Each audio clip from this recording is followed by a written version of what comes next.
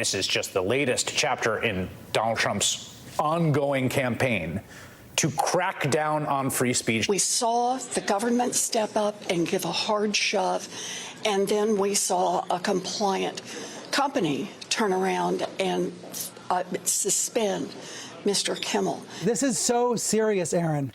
Yeah. America is a less free place if late-night comedians cannot do and say what they want. When I see you are wearing a hat, what does that hat say? You're damn right I am, John. I was a guest on the Jimmy Kimmel Show. This moment, know that our democracy is on the line. This guy with that hat. Democrats and their mainstream media allies sounding the alarm tonight, claiming that ABC's removal of Jimmy Kimmel is part of a Trump campaign to topple the First Amendment.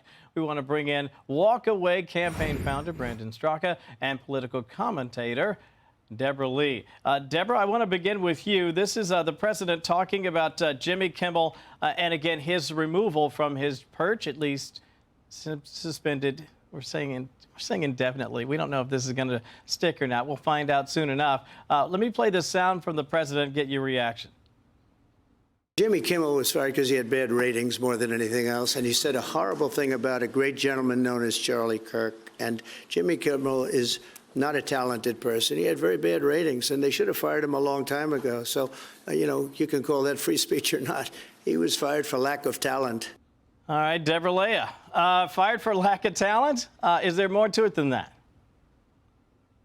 Like most things, Trump is very right on this issue. Jimmy Kimmel's show has turned into some sort of DNC emotional therapy session where every single segment is just bashing conservatives, which is half the country if you wanted to look at the exit polls for Trump's election. No wonder his ratings tanked. The Democrats keep doing the unpopular thing and then wondering why they're so unpopular. But according to them, they have a right to everything. They believe that the First Amendment in the Constitution says that Jimmy Kimmel has a right to make millions of dollars a year, be on your television, and be horrifically unfunny. And they want to abolish our Constitution, but they don't even know what it says. Free speech does not mean freedom from consequences, and all of us understand that. You know a lot more about media than many on Capitol Hill. When you hear people say, oh, he was run out of there because the president doesn't like him, his ratings were not that strong.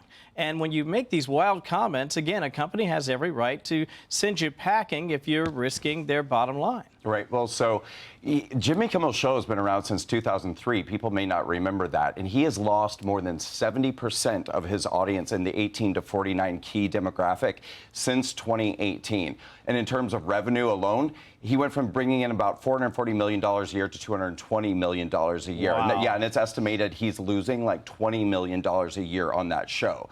So, yeah, I mean, it's a big loser. And frankly, what he said about Charlie Kirk, I think, is absolutely unforgivable. And I think that implication is unforgivable. But the fact of the matter is this show is a loser, and he's a loser. Yeah. It's time to go. Time to get and hit the bricks. Let me share this. This is actually back from 2022. Jimmy Kimmel, a person who now is saying, I'm being canceled unfairly. Listen to what he said about The Masked Singer back in February of 2022. Fox Network really should be ashamed of themselves. They should have another show after The Masked Singer that night called The Masked Executives. All the Fox executives come out in costumes. The one who greenlit this idea takes off the mask and gets voted out of television forever. Oh, you heard the laughter there, Deborah. Who's laughing now?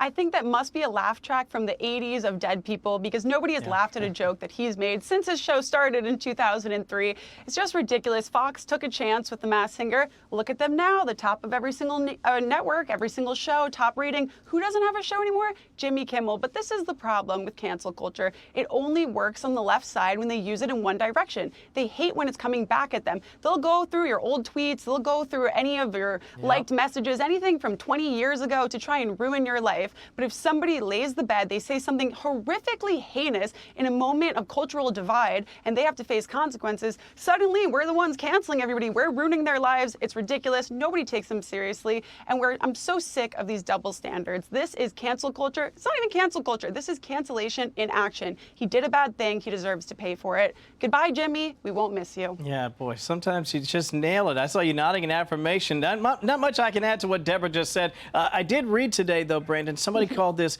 consequence culture. Yeah.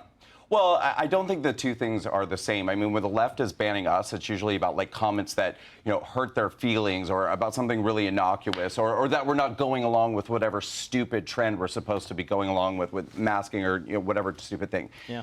Again, what was said about Charlie Kirk is egregious, I think, to the next level. And there have to be consequences. We can't just allow people to misdirect is essentially what he did, the nature of why Charlie Kirk was assassinated. He tried to put it on the wrong group of people without taking ownership. And to me, it's really sickening. It's egregious. And there have to be consequences for that kind of behavior. And as somebody who's very familiar with your state, has family in your state, and I know what Charlie Kirk means, your points could not be more well taken. And hopefully we'll see you this weekend out there. Should be a great night. Appreciate that, Brandon and Deborah.